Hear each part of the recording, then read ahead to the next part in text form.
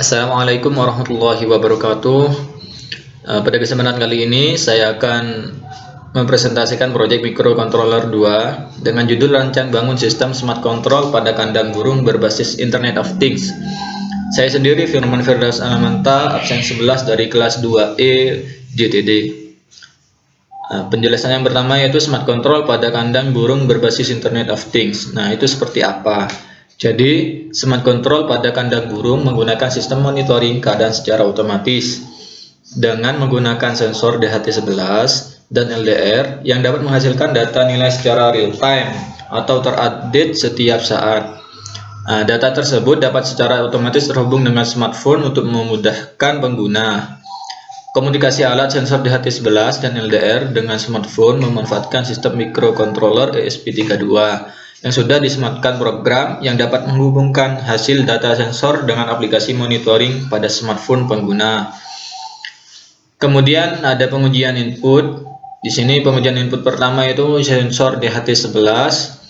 Untuk melakukan pengujian sebagai berikut: hubungkan sensor DHT11 dengan protoboard, upload program sensor DHT11 pada microcontroller. Kemudian lakukan uji coba pada beberapa kondisi panas, normal, dan dingin. Amati dan catat nilai yang dihasilkan oleh sensor tersebut. Selanjutnya di sini ada uji coba dengan beberapa kondisi. Pada gambar pertama di sini saya menggunakan hair dryer. Di sini untuk pengujian pada kondisi panas, dan di sini ada normal dan di sini ada dingin. Saya uji coba pada freezer kulkas. Hasil pengujian inputnya seperti ini. Pada panas 37 derajat, 40, normal 30 derajat, 20 derajat, dingin 21,50 derajat. Nah, untuk keterangannya dari hasil yang diperoleh, nilai yang diperoleh dari parameter suhu dan kelembaban merupakan gambaran dari kondisi cuaca yang diterima oleh sensor di sekitar lokasi sensor berada. Jadi seperti itu untuk penguji input yang pertama. Kemudian pengujian input yang kedua yaitu sensor LDR. Langkah untuk melakukan pengujian sebagai berikut: hubungkan sensor LDR dengan protoboard, upload program sensor LDR pada microcontroller ESP32. Lakukan uji coba dengan memberi cahaya untuk menguji tingkat sensitivitas cahaya yang diserap oleh sensor dalam kondisi terang dan juga uji coba pada kondisi gelap. Amati dan catat nilai yang dihasilkan oleh sensor tersebut. Untuk hasil pengujian, di sini ada terang, normal, mendekati gelap, dan gelap. Nilai yang dihasilkan dari angka 4095 menjadi 0. Jadi setiap pengurangan cahaya akan mempengaruhi nilai yang diperoleh. Untuk keterangannya, nilai yang diperoleh dari parameter intensitas cahaya merupakan gambaran dari kondisi sensitivitas cahaya yang diterima oleh sensor di sekitar lokasi sensor berada. Kemudian di sini ada pengujian output. Nah, pada bab ini merupakan hasil pengujian output untuk mengetahui kondisi dari output yang akan digunakan, apakah dapat bekerja dengan baik atau mengalami kendala. Output yang digunakan adalah kipas dan lampu. Pengujian pertama yaitu kipas yang digunakan memiliki tegangan sebesar 12 volt. Kipas ini digunakan untuk menjaga sirkulasi udara pada kandang burung supaya suhu tetap stabil. Pada pengujian output kali ini, kipas berfungsi dengan baik sesuai dengan program yang telah diberikan. Kemudian yang selanjutnya ada pengujian lampu LED. LED yang digunakan memiliki tegangan sebesar 6 volt. LED ini dapat digunakan secara manual melalui tombol pada aplikasi monitoring di smartphone penggunanya. Pada pengujian output kali ini, LED berfungsi dengan baik sesuai dengan program yang telah diberikan.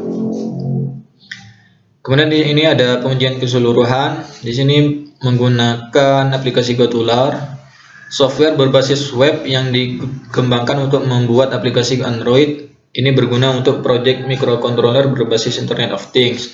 Jadi untuk gambarannya seperti ini yang saya buat. Di sini ada nilai dari suhu, kelembaban, LDR, dan di sini ada lampu on dan off untuk lampunya. Kemudian untuk data secara real time akan diupload pada bagian suhu, kelembaban, dan LDR ini, dan juga di lampu untuk penjelasannya berikut ini.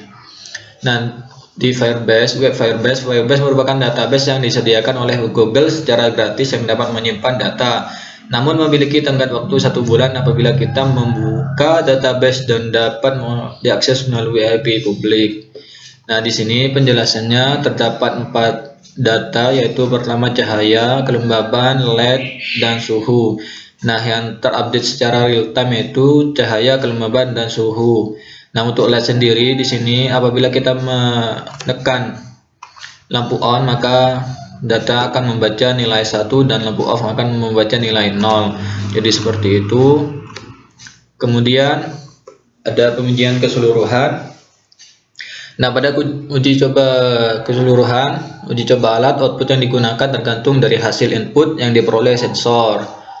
Dan hasil tersebut dapat memicu perubahan nilai pada aplikasi monitoring dan dapat menggerakkan kipas secara otomatis. Pengguna juga dapat melakukan perintah on atau off pada lampu meskipun nilai yang ditampilkan aplikasi monitoring menunjukkan nilai minimum intensitas cahaya yaitu sebesar 500.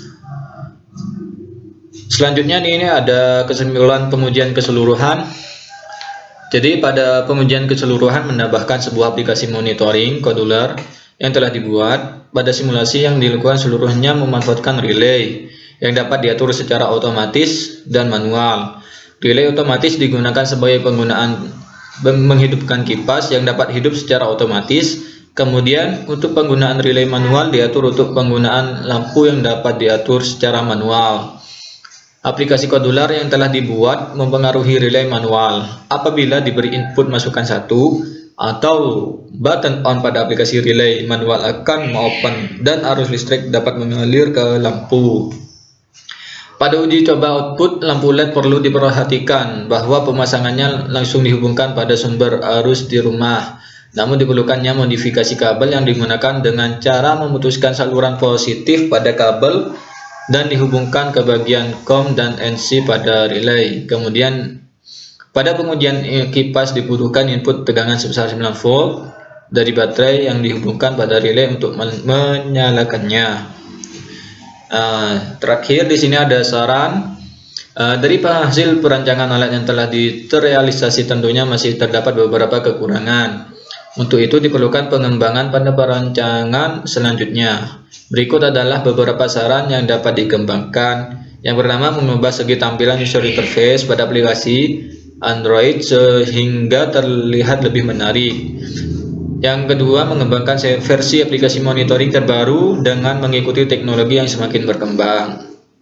Jadi seperti itu saran dari saya.